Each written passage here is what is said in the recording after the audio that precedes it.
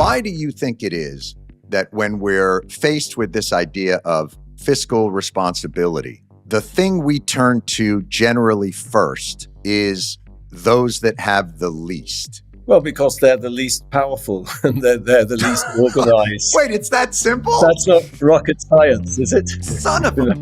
I'd say Jon Stewart is better than just about anybody else at perfectly encapsulating the problem with Republicans. Yes, they're just targeting the most vulnerable, and the most vulnerable are the most powerless. It's that simple. When the government intervenes on behalf of corporate interest, that is seen as a natural extension of capitalism. That subsidizing a corporation or corporate tax cut or creating a zero interest window at the Fed, those are all interventions on behalf of corporations. But if the government intervenes on behalf of workers or individuals, whether it be so-called entitlements or whether it be setting wage standards or those things, that's considered antithetical. Yeah. It's still government intervention, but it's somehow anti-capitalist. But why? What makes them so powerless? And why aren't there more people in Washington fighting for them? We're gonna get into all that and some new data that shows the reality of the cost of living in this country, despite Trump's promises on the campaign trail. The right has lied to its base our entire lives. While I might look young, I'm a little bit older than you might expect, but I'm old enough to know that trickle-down economics has never worked, and we'll get into exactly how and why. But to see this history of the Republican Party and then watch them try to pivot to be the party of the working class is honestly hysterical. Republicans, who elected a guy who flies a private plane with his name on it, has private country clubs and golf courses, has luxury properties and office buildings bearing his name, that's the guy you think is going to fight for the working class. The party that fights for corporate tax cuts and billionaires taking even more of your money, that's the party for the working class? Give me a break. Because when push comes to shove, they'll always show their true colors, and that's voting against you and to cut your benefits. Your budget is a moral document. That is the case that you are making to the American public and the world that these are my priorities. What's the morality there is no, trillions of dollars in debt?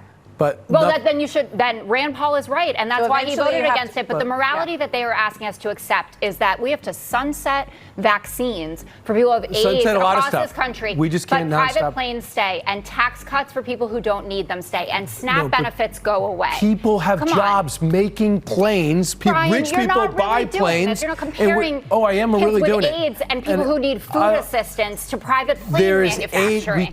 On this vote, the yeas are 215, the nays are 214, with one answering present. The bill is passed.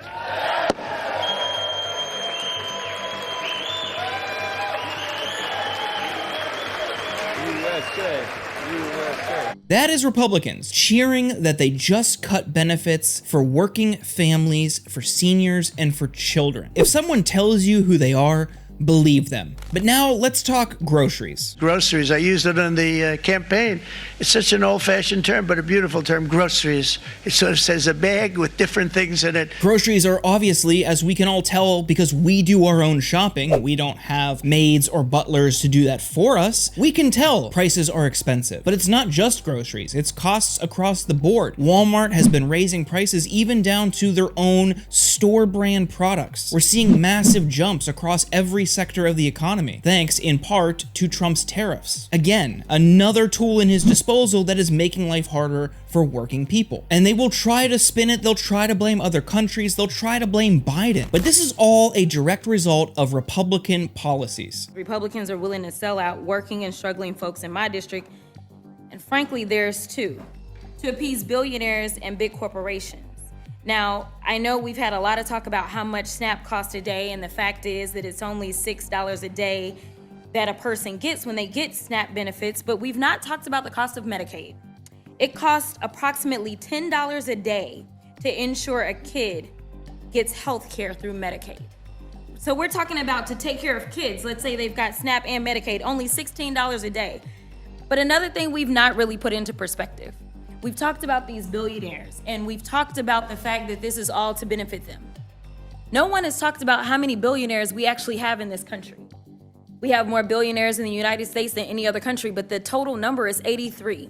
Last time I checked, we have 435 members in the House and we have 100 members in the Senate, yet somehow 83 people in this country have more representation than the hundreds of thousands that are about to lose their health care as well as their SNAP benefits. When Republicans say they are the party of fiscal responsibility, the translation is they are the party of big business. When they cut government spending, what they want to do is privatize as much of the government as possible so their corporate friends can continue to get even more rich. They don't care about average people because those people don't donate to their super PACs. Corporations and billionaires do. The University of Michigan economist Justin Wolfers analyzed the impact of all of the Trump policies combined.